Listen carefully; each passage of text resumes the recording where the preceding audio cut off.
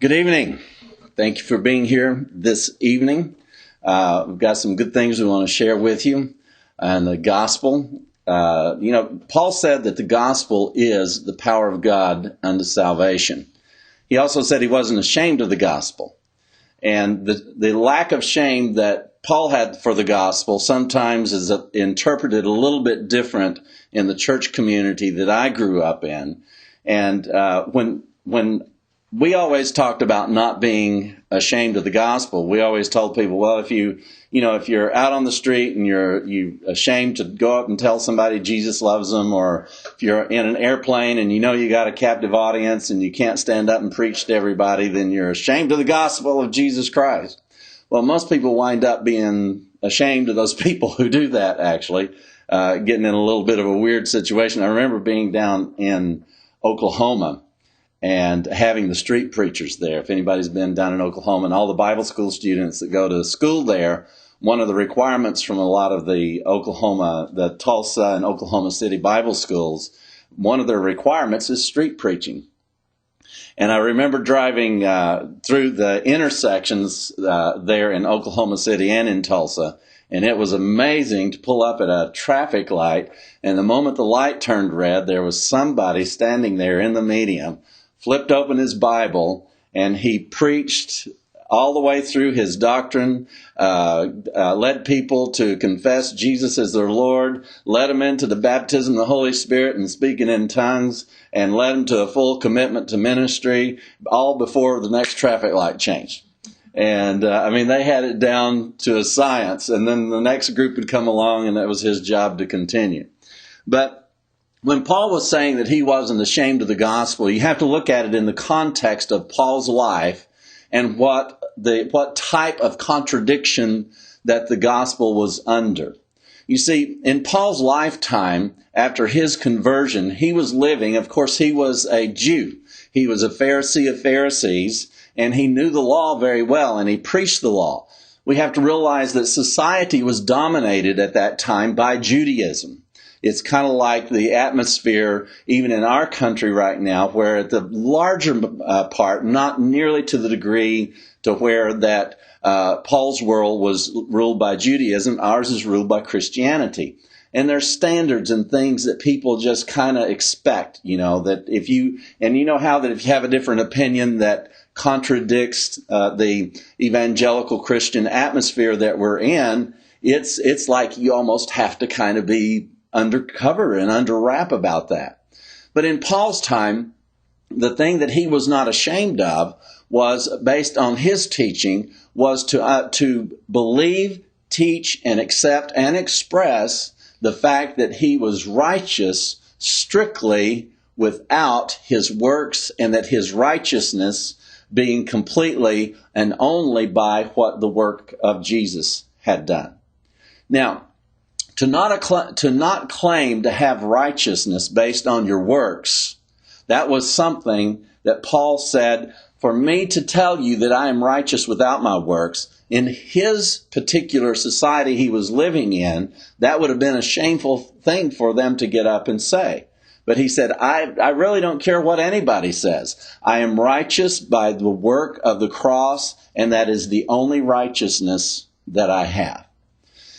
Back when I first started teaching, I had, and this has been 30 years ago, actually 34 years ago. That's amazing. I was only, what did I have to be then? 5 when I started or something?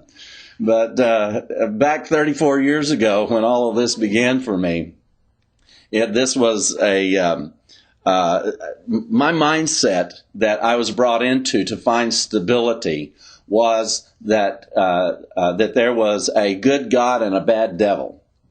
And, I couldn't make any sense out of life. And I was trained kind of in the Baptist persuasion, which believed that everything that happened was God, whether it was bad, if you got sick, it was God. And if you, whatever happened, good, bad, ugly, and different, it was all in the church that I was raised in. It was all the work of God, that God was doing something in your life. So when I latched into the doctrine that I did, at least there was a comparison that separated those two. And I remember so clearly in my understanding of what the gospel was at that time. And I remember so clearly describing to people, I have a line. They want to know, how do you speak with such clarity? And I told them, I said, because I have a line right here in front of me that's drawn just right straight down the middle, and there's a line this way. And everything that's good that happens to me is under this category, and it says God or Jesus. And everything that's bad that happens to me is under this category, and it's called the devil. Now, that was a radical departure from my Baptist roots, but at least it gave me a comparative way of looking at things. One thing that you're going to find when you begin to study something comparatively is it's going to bring a relative degree of peace. Because comparative teaching and comparative understanding is the means by which we find something that resolves these issues, instead of just staying absolutely confused about it and wondering what's going on, why is this happening? Now, but we have to understand that just because somebody tells us this is why this is happening and this is why that is not happening, it doesn't mean that it's the truth. It simply gives definition to the experiences that we're having. Now, we've all experienced that. One of them I call a doctrine of convenience. And of course, I have to speak to you from my experiences. And I've pastored churches. I've spoken all over the world. And in our attempt to try to do this God-devil thing, it was just amazing. Because in my attempt to tell people what was going on, we would explain to them that whenever, especially like in ministry and in the other churches that I was in, it was amazing that if the people in the congregation had problems and there was things happening and, their finances weren't good, or they were going through a rough time, or there was trouble in the family, from the pulpit of the churches that I was around, the clear definition was that because there was sin in your life, the devil was getting in and wreaking havoc in your life. Now, I don't know how many of you went through that or felt that concept that the reason this tragedy happened is because there's some sin in my life somewhere. Now, a doctrine of convenience, though, is that you can take that same doctrine for the minister and his family and his staff, and when there is the same havoc that breaks out in the pastor's family or the leadership's family, it is amazing how that suddenly the resolve about what is taking place changes. Because now it's not the devil is attacking them because they equally have sin in their lives. The devil is attacking, but it's because they are so much in the work of God. The devil's trying to stop them from all their wonderful deeds. The devil's attacking you because of all your bad deeds, and the devil's attacking us in leadership because all of our good deeds.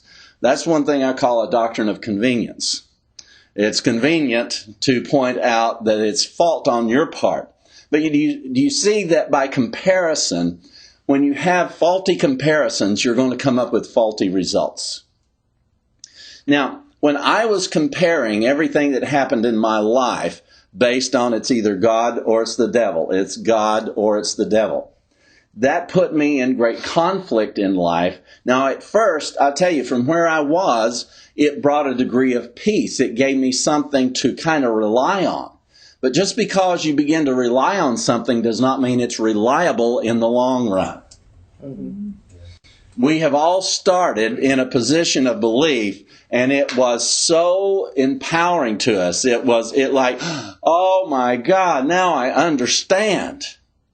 But how many of you have gone through that point that same understanding turned around to be your greatest torment?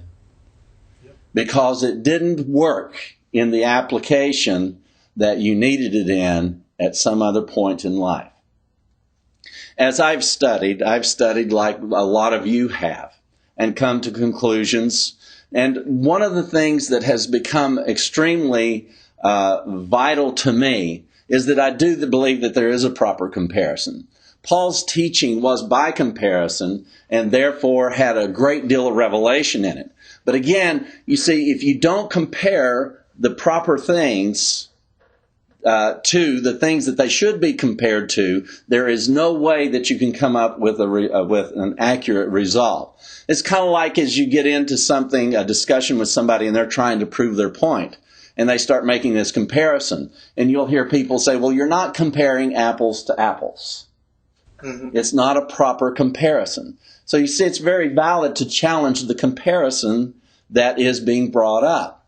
Now, the main thing about this is this goes all the way back to the fact that Adam partook of the tree of the knowledge of good and evil. Now, it was a major transition for a lot of people when I began to point out that if the tree was called the knowledge of good and evil and it caused the whole human race to fall, whatever that definition means to you at this point, but obviously something drastic happened after that. But the fact of it is that the fall included just as much good as it did evil.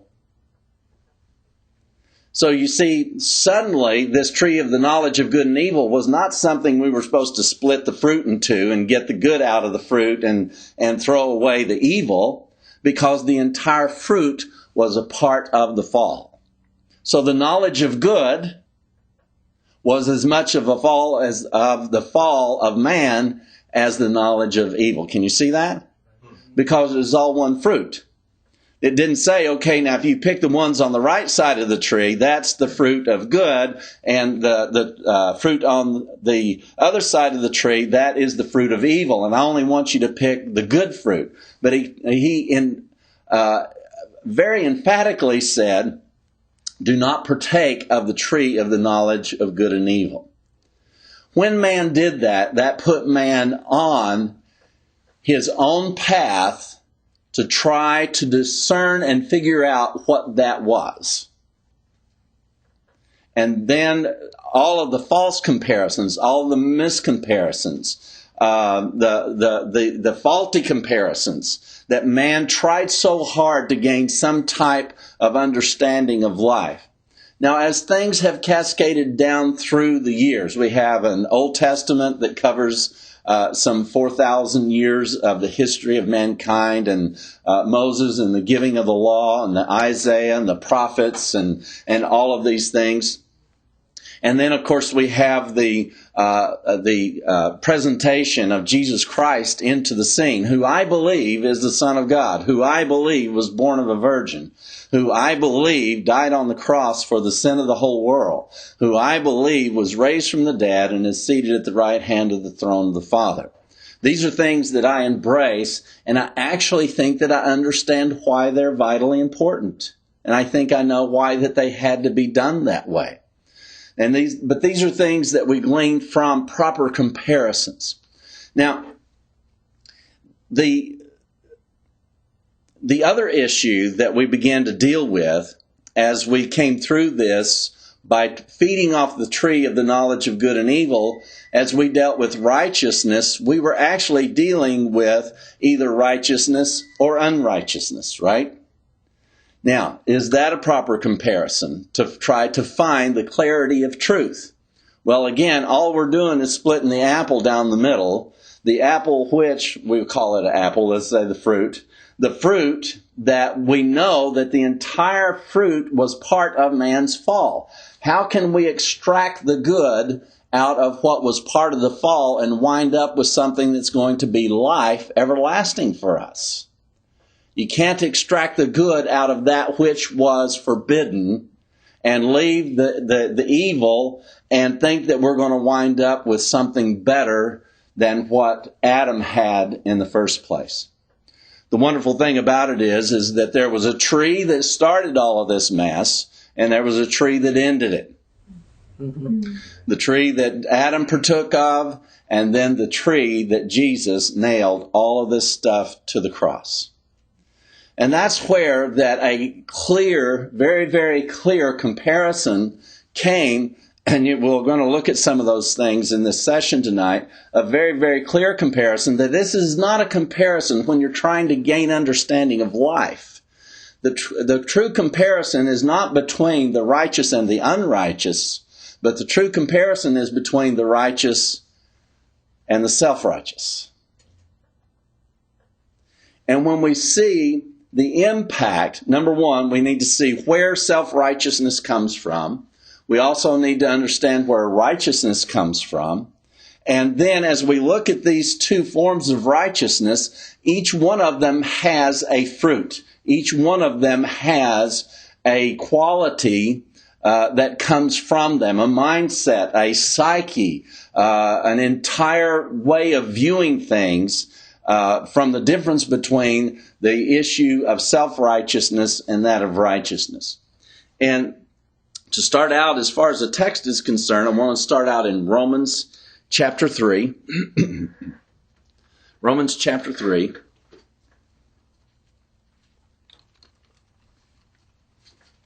We're going to see some things tonight, even though, how many of you agree that self-righteousness, there's nothing good about self-righteousness? Yeah. You know that. You know, it doesn't make any difference what church you've been raised in.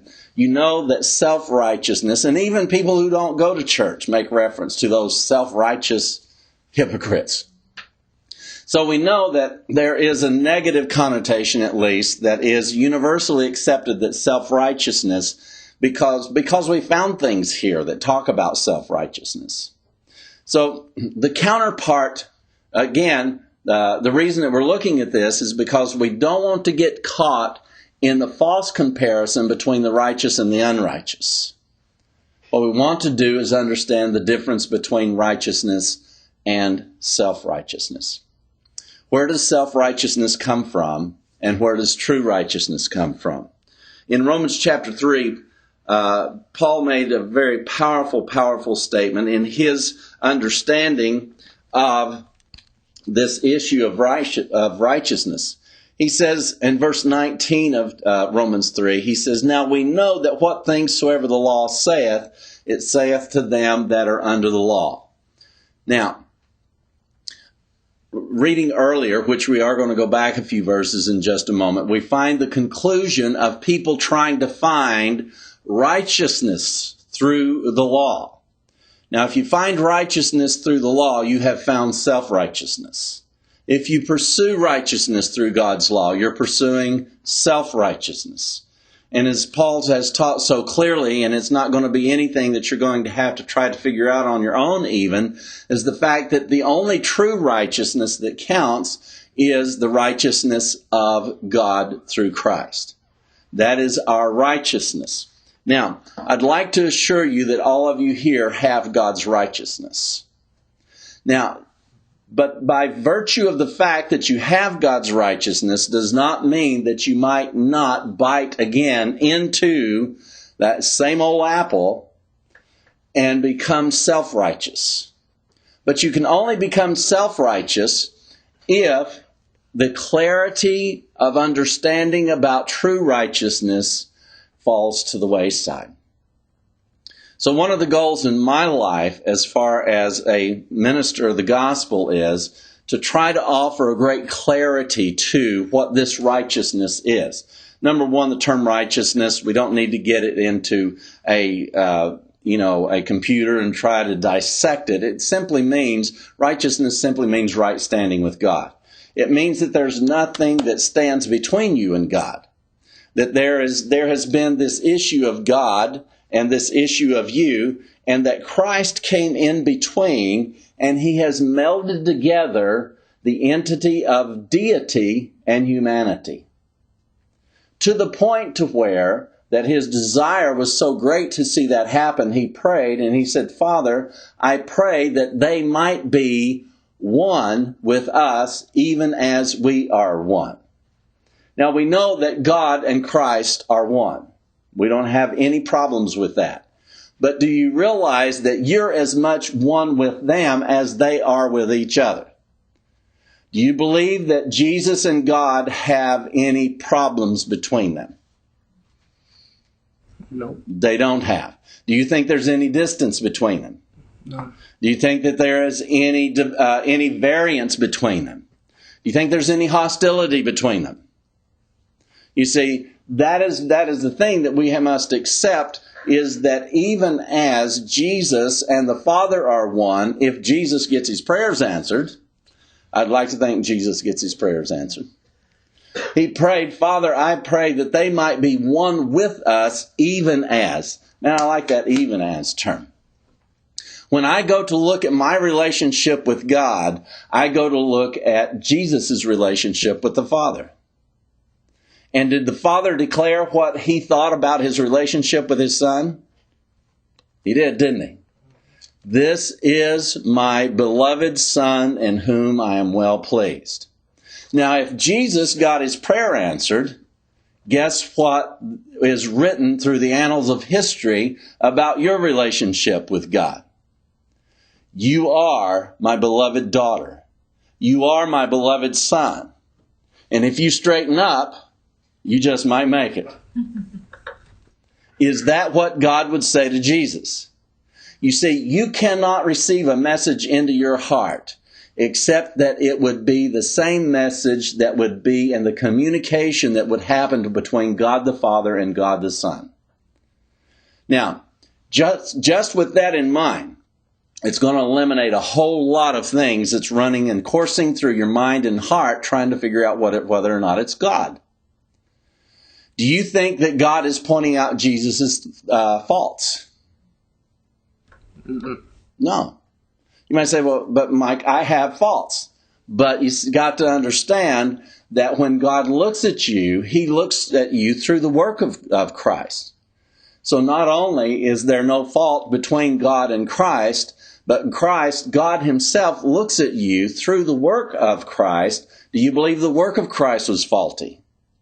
There is no way that it was faulty. If it was, then we are all without hope. But you see, if the work was without fault, then how is God going to view you all the time? 365 days a year, 24 hours a day, from the time you come into this planet until the time you leave. In fact, I'd like to encourage you that as in years past, I kind of had this view that once I got to heaven, I was going to get educated. I remember going through those teachings that, what I didn't learn here on earth, I'd have to go to school in heaven. Oh, man, I was so looking forward to heaven. But as I was looking at this, see, I was going to have to climb some ladder even after I left here before I got into full fellowship with God. But I want you to understand that for the greatest comfort that you can have in your heart and truth is that you do not have relationship with God by your works or your performance, good or bad. Your relationship with God is by the blood of Jesus Christ. And if you believe the blood is good enough, then how does that define your relationship with God? Was the blood perfect enough? Yes. Then what kind of relationship does that give you with God? A perfect relationship. There is no division between you and God. But Mike, you don't understand. There's times I have felt so alienated from God. Well, those feelings come from false perceptions about your relationship with God. Because Jesus said, I will never leave you or forsake you.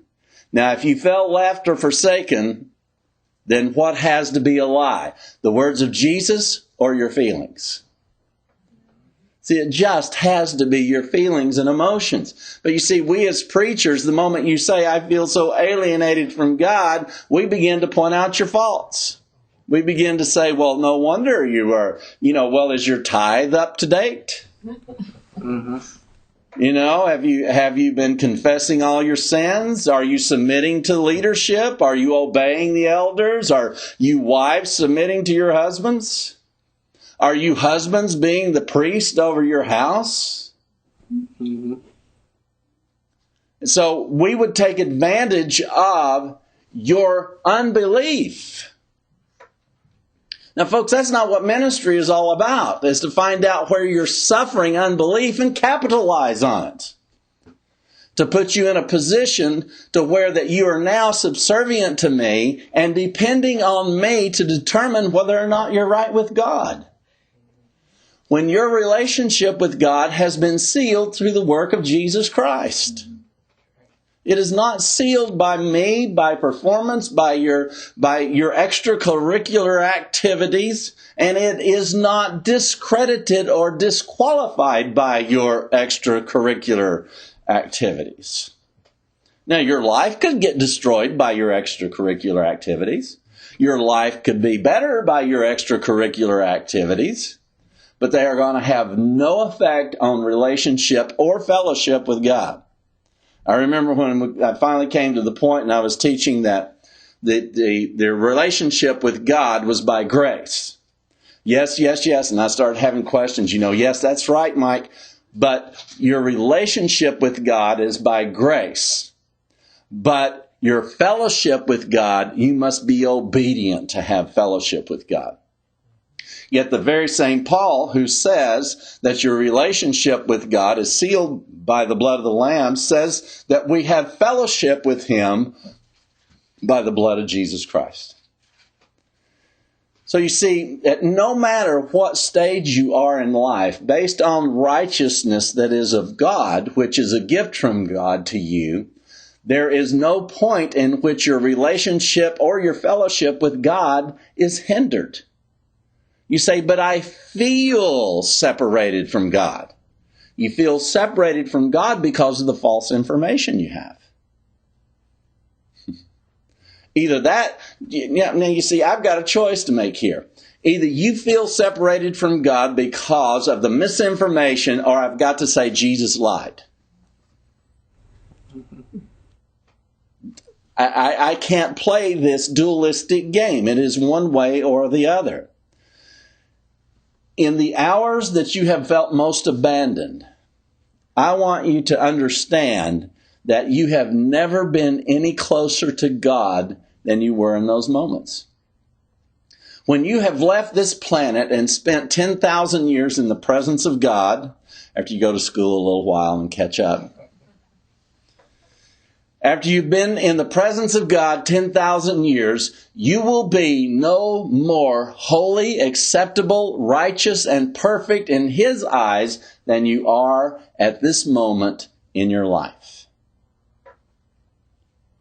You cannot better the righteousness of God. Now that righteousness is a powerful thing, as we said, but the unrighteousness is also very powerful. And that's the reason we want to cover this material. Now we know that what things soever the law saith, it saith to them that under the law. We're in Romans 3:19. Number one, how many Jews do we have in here tonight? Okay, we have one Jewish man. Now, Paul says that the law was given only to that the only people that were under the law was the ones to whom the law was given. So the law was only given to the Jewish people. The law was not given to the Gentiles. And the shocking thing about it is, here we are trying to get a Gentile group of believers out from under a law that was never given to them in the first place. They were never under God's law. The law never pertained to them, nor was it applicable to them.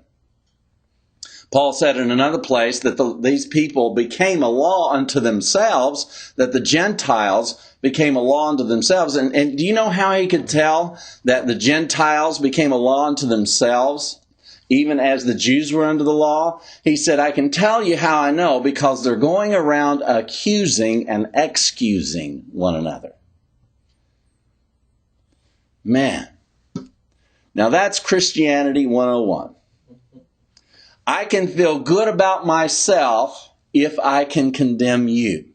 Now, folks, there has to be a higher way of having relationship and fellowship with other people, other than the fact that I have to feel good about myself by pointing out your fault.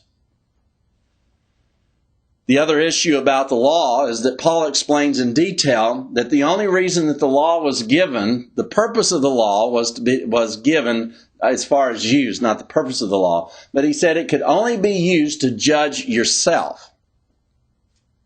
This is also in the book of Romans, just a chapter before this.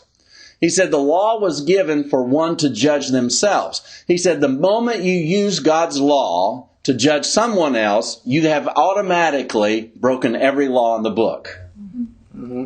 So anytime there's been a voice to judge you, or your voice has judged someone else as to being right or not right with God based on a law, you know, even if you gave them a good report, you have become guilty of breaking all of God's laws.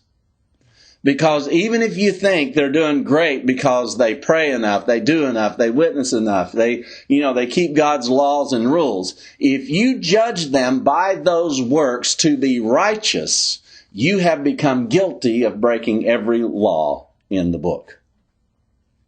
The law cannot be used after God gave it. The only way that it could be used was to use it on measuring your own self. You know, if we only took the principles of the law and required that it be used the way that Moses required that it be used, we would be way ahead of the game. But instead, we've got this convoluted view of the law. Let me tell you, I have no convoluted view of the law. I love God's law, and it condemns every human being on the face of planet Earth. Yeah, but Brother Mike, you know, it condemns those people. Well, if you look, you just hadn't read far enough to where that it condemns you. We've become selective about using God's law. He says, now the law can only, is for those only to whom were under the law, and for what purpose? That every mouth may be stopped.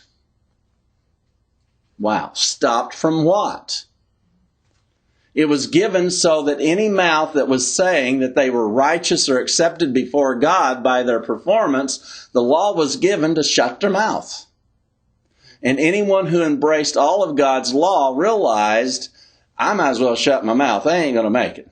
And it would also shut their mouth pertaining to judging someone else. So it just shut the mouth altogether. What a wonderful fruit. If it were only applied, if it were only applied instead of applying it in the way that it's grossly being misused today. And that all the world may become guilty. Now, we understand that sin was in the world 300 and something years before the law was given. Did the law make a man a sinner? Paul said, no, the law never made a man a sinner. It simply pointed out a condition that existed before the law was ever given. Now, continuing on, he said, therefore. And remember, when there's a therefore, you got to find out what the therefore's there for. Now, he said, so that the law was given so that the entire world can become guilty. Therefore, by the deeds of the law shall no flesh ever be justified in the sight of God. For by the law is the knowledge of sin. But now he's showing a comparison now. He said you cannot become justified or righteous through the eyes of the law, through the law. But now the righteousness of God without the law is manifested, being witnessed by the law and the prophets. Wow. So now there is a righteousness that is not measured by the law, but it has become something that the law does what? It witnesses. Now I want you to see the difference. Under the Old Testament, the law was your judge. It judged whether or not you were righteous. And what did it judge? There's none righteous, no, not one. Now, we transfer into the new covenant as this transition is taking place, and the law has moved into another courtroom category. It's a witness. What is it a witness to? It is a witness to the righteousness that you have that it couldn't give you. Man, I tell you what, the law has a good report about you. You know why? Because it witnessed you being made righteous without it. What an amazing thing to happen. The law is my witness. Now, I'm not righteous by the law, but the law is my witness that I am righteous. Because he said the law and the prophets have given witness to this. Even the righteousness of God, which is by faith of Jesus Christ. And remember, folks, no matter how many people try to tell you that the word of here don't mean of, that it's faith in Jesus Christ, you can talk to any Bible scholar. People don't want this to be the faith of Christ. They don't want it to be. But in many other places where it talks about the faith of God and the faith of Christ, it's the exact same term, the very same context, and it means the faith of God. Paul rejoiced and he said, I have been declared righteous by the faith of the Son of God who loved me and gave himself for me. You see, it is not your faith that makes you righteous. It is your faith that responds to the righteousness which Jesus' faith obtained for you. I hope you are a person of faith, but I pray that your faith does not try to think that your faith made you righteous. Can you imagine what kind of faith you'd have to for it to make you righteous? You see, your faith can't make you righteous any more than your works could make you righteous. You say, well, Mike, I'm not sure that faith or belief is a work. Remember when they asked Jesus, says, what must we do to do the work of God? And they said, believe on him whom God has sent. Jesus said, believing is a work. Now, when believing becomes something you do to qualify, it's a work. But believing is what you do because you become aware that you're already qualified. So you don't believe someone is your parent so they can become your parent. You believe once you know that they are your parent. And it really is just that simple. How we turn this around to place the emphasis of your faith, your belief, and please don't think that I'm minimizing the issue of your faith or your belief. What we're wanting to do, though, is put it in its proper perspective. Your faith is vitally important, but your faith does not enact God's righteousness. Your faith does not enact God's favor upon your life. It is the faith of Jesus Christ and the grace of Jesus Christ that has enacted relationship and fellowship and favor with God upon your life. You say, then what's the difference between a believer and an unbeliever? And all of the different types of beliefs. The only thing that makes a difference is the matter of perception, to what degree you believe you are accepted and that there are no contradictions and there's no interference between you and God. This is not something that we're trying to tell you that it is. Now, this is freedom, yes, but it's freedom to take responsibility for your own actions and deeds. Because I know how many of you blamed what you did on the devil. Blame it on God. How many of you blamed it on God? Well, if God, man, I used to wake up every morning, surrender my whole day. Jesus, Holy Spirit, I give you complete control over my life.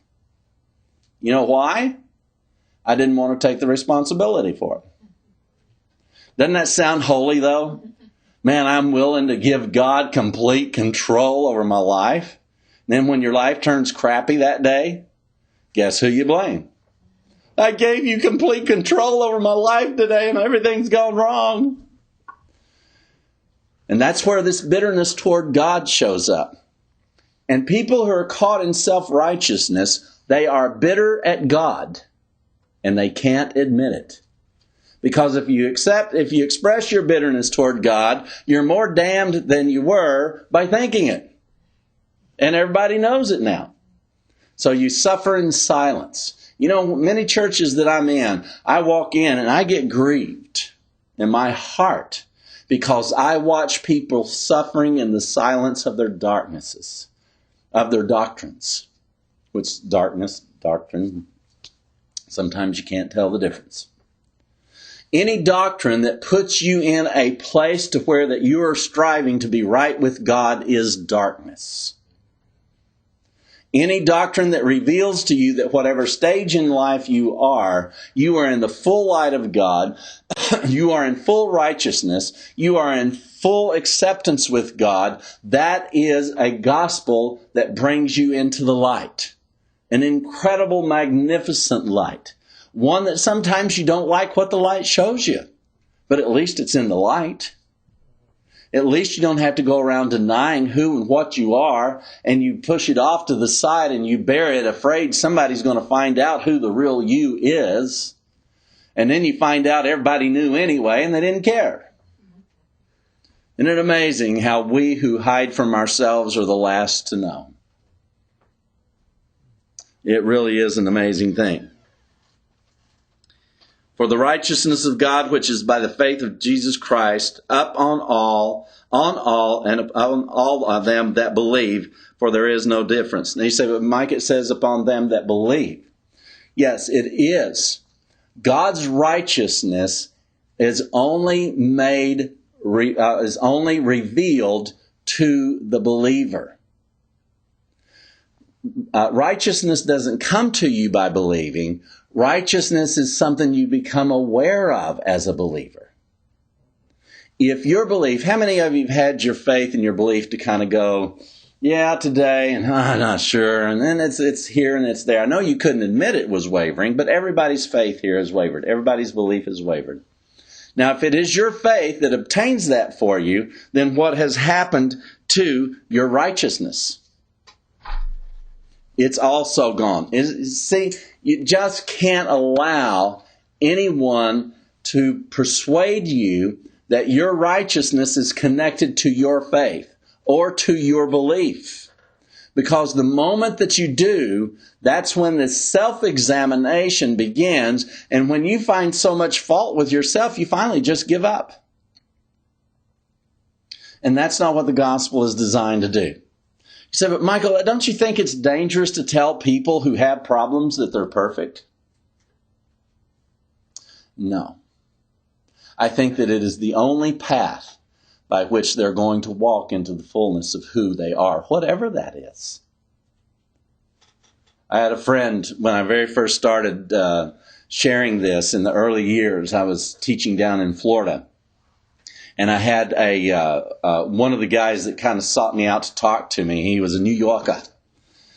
And his big problem was picking up prostitutes. And he was in this church. It was a charismatic church. And he was in some, job there as a deacon or something. But he came to me in private and he told me, because I was speaking such gracious words and words that he felt that he could talk to me. And so he came to me and he talked to me. And I was kind of feeling this out, about what, I was still trying to feel out how this gospel is going to affect people. I knew what I believed in my heart, but I had not really practiced it on people to see what was going to happen. So I sat down with this man. And he explained to me, he said, Michael, he says, I'm trapped prostitutes. He said, I can't stop. And so I knew that this was my chance to see what would happen to a man if I told him that even if you're picking up prostitutes, it does not negate your righteousness before God. You're just as holy before, during, and after, because your righteousness was not brought to you by your faith, your belief, or your obedience. Your righteousness was brought to you by Jesus Christ through the work of the cross. And if you think that your works, your unbelief can undo the work of the cross, that is a very self-righteous man. And I convinced him. This was on Saturday. He'd wanted to meet with me before we started the church sessions, which I was speaking Sunday through Wednesday in this church in Florida. And so we get up on Sunday morning, we go in, it's a nice big crowd, and I'm trying these ideas, these things that I'm persuaded of are filled with power and on people. And sometimes I didn't speak it to its fullest to the entire congregation, and trying my best, to walk through this and give people just as much as I felt that they could handle. But this guy, he had questions. He needed it. He wanted it. And I sat with him and I told him, I said, you're righteous and holy regardless of your works, one way or the other. And I said, I believe that in that is power. And I said, until you can walk out of the guilt of what you do, you'll never have power over what you do. Guilt never leads anyone to justification. Guilt has become, under this covenant, an absolutely useless tool to produce something good. Guilt, feeling guilty before God, never leads to something positive. Always leads to something negative. I could go into stories that would verify that. We don't have time to do that. The next morning, we got ready for the Sunday morning session. And so the pastor gets up and says, are there any testimonies? One little lady got up and testified, that she was going through a trial, but prayed and God answered a prayer, and one went on and said something else. And so finally my friend raised his hand. He had a testimony. And he stood up and he said, yes, Pastor, I have a testimony.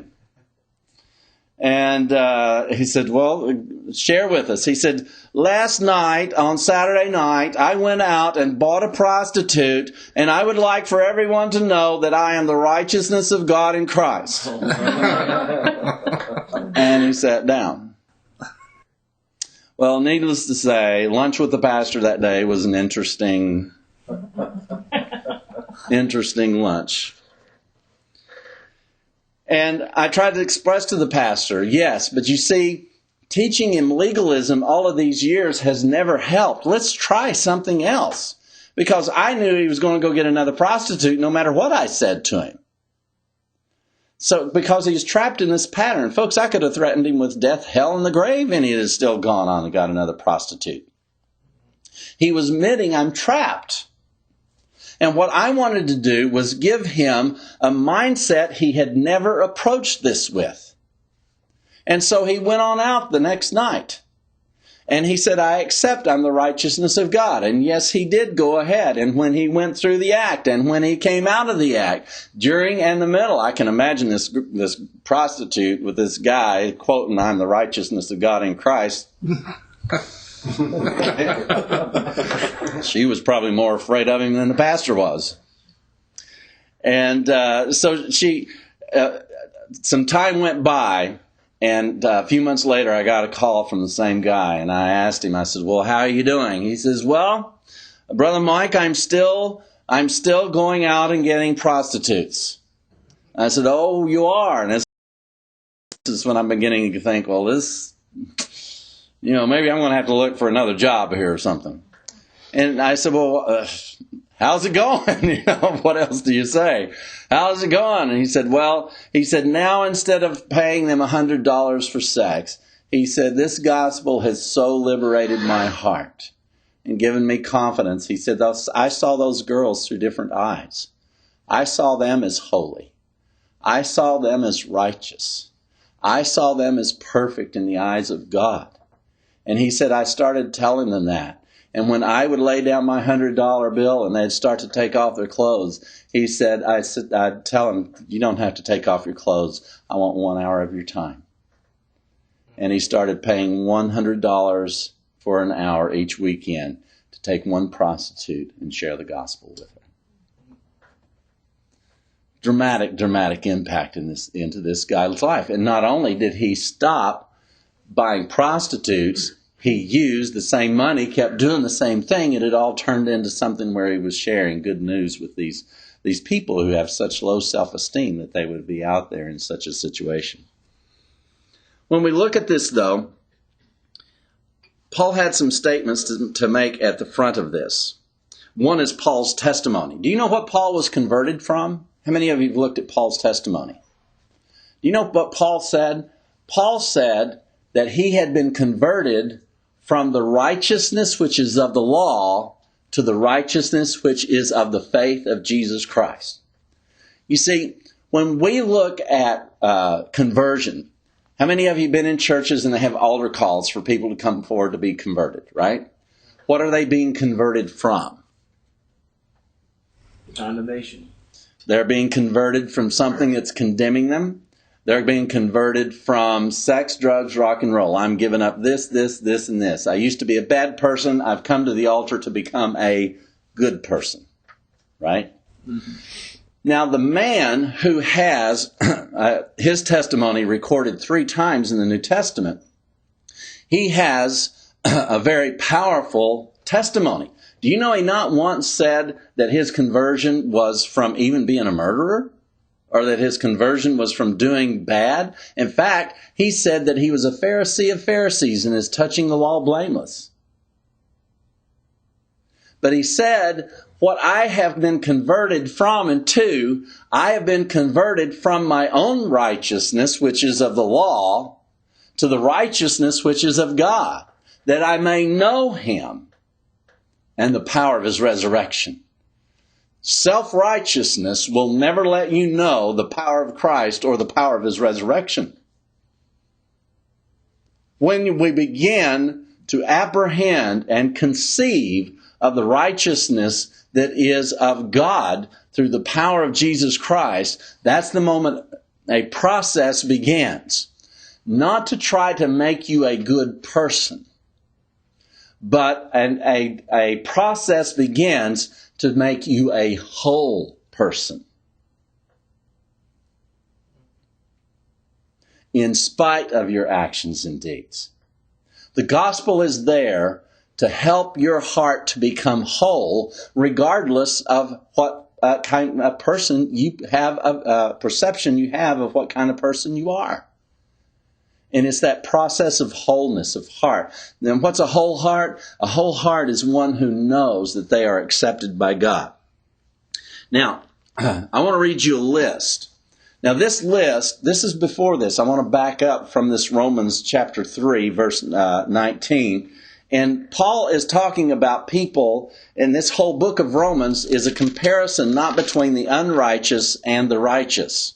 You can read all the way through the book of Romans. That is not what this book is about. This comparison is between the self-righteous and the righteous. And the fruit of that. Now listen to what he says. In the conclusion of chapter 3 in verse 10. As it is written, there is none righteous, no, not one. Now if they weren't righteous in this comparison, what were they? They were self-righteous. Because what were they trying to be righteous through? This is where they were trying to be righteous through the law. Now, he says, there is none righteous, no, not one. So the default is that they were self-righteous people trying to enact their own righteousness through the law. There is none that understandeth. Wow. What is the very first thing that a self-righteous person does not have? Understanding. There is no understanding of truth in self-righteousness. He says, there is no understanding. There is none that seeketh after God. They are all gone out of the way. Now, I know that you read this, and it was those pimps and prostitutes out on the road that we were talking about. But when you see what the fruit of this is and who it's applicable to, it is amazing. He says, they are all gone out of the way. They have altogether become unprofitable. Unprofitable for what? The sharing of the gospel. Why? Because they are existing in and preaching self-righteousness. And there's no profit in it. Well, there's profit for their wallet, but not profit for the people. There is none that doeth good, no, not one. Were they trying to do good? Yes, through the law. Their throat is an open sepulcher. Now remember, we're talking about self-righteous people. Their throat is an open sepulcher, and with their tongues they use deceit. Folks, some of the most deceitful people I've ever been around is self-righteous Christians. The poison of asp is under their lips, whose mouths are full of cursing and bitterness. Now we think of cursing, we think about the guys at the bar using all these expletives. But do you know what this means? Their mouth is full of cursings. It literally means that they are approaching heaven with an interrogation, expecting a negative response. And you can hear it in preachers on TV all day. Do you actually think God can bless you if you're doing that? That's an interrogation of heaven, folks. And do you know what they're expecting? A negative response. Do you actually think that while you're not tithing, that God can help you? They're interrogating heaven. And you know what the expected answer is, don't you?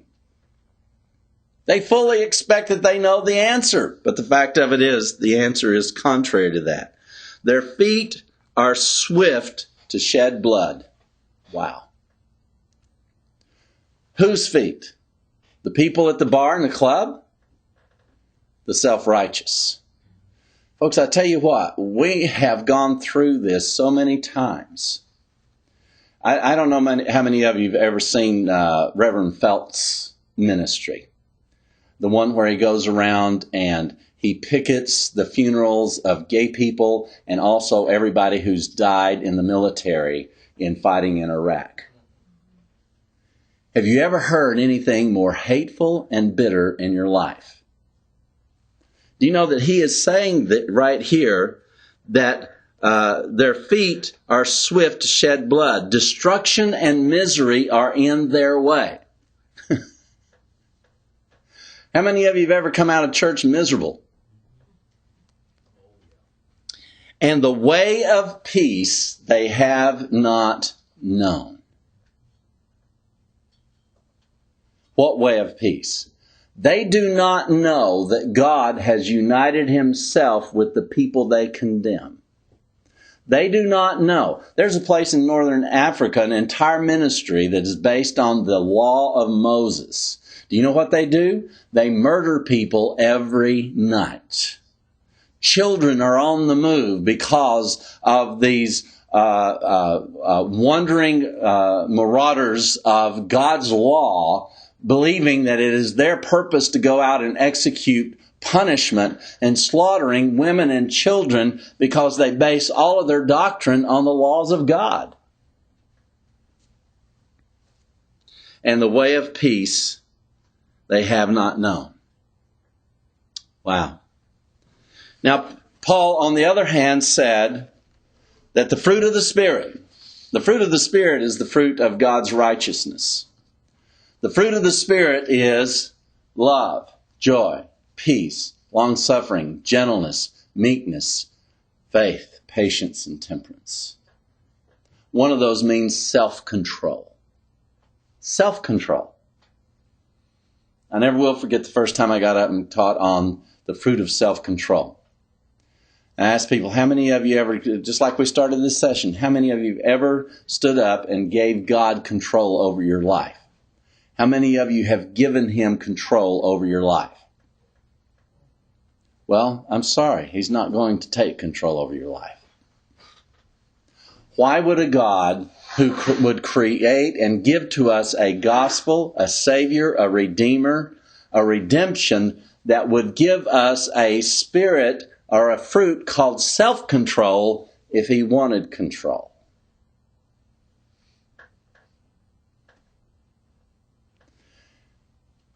You have complete control over your life because you have been set free from the self-righteousness and the destruction of it. You're the one that makes the decisions. Like President Bush says, I'm the decider. You're the decider, okay? You're the one who decides what to do about life. You say, well, what's going to rule my heart? What's going to direct me? You see, that's where that I detest what evangelical Christianity has done to your heart. They have caused you to be and undermined your heart, that it's something that you cannot trust your own heart. Folks, you got a new heart. It's placed there by the power of the Spirit. And it is time that we begin to help you trust your own heart. It is time that we begin to help you to embrace that even though the road to embrace your own heart and to follow your heart is a bumpy path. Folks, you cannot. It's just like the people moving out of communism into freedom. Was that a smooth transition? Anytime you go out of bondage into freedom, the transition is not a smooth transition. These folks went hungry because the communists that had them in bondage, there was nobody making food anymore. There was nothing was happening. They were just left with nothingness. And there's so many people that have heard this gospel who've come to that point to say, I don't know what I'm supposed to do. I don't know what to do with my life anymore. But just because you don't know what to do with your life anymore does not mean that you ought to go back to the bondage you were in. It's better to not know what to do for a little while than to do something that's going to take you directly back into the oppressive belief system that you were once in. Now, folks, the people that preach and teach this are not people that are bad people. They're misinformed people. Because their comparisons are coming from the tree of the knowledge of good and evil. My comparisons are coming from the cross. The other tree. The tree that destroyed the tree of the knowledge of good and evil. Totally nailed it to his tree and did away with that form of thinking in relationship to God. Your relationship with God is perfect. My job is to help you become aware of just how perfect it really is. Good news? That's good news.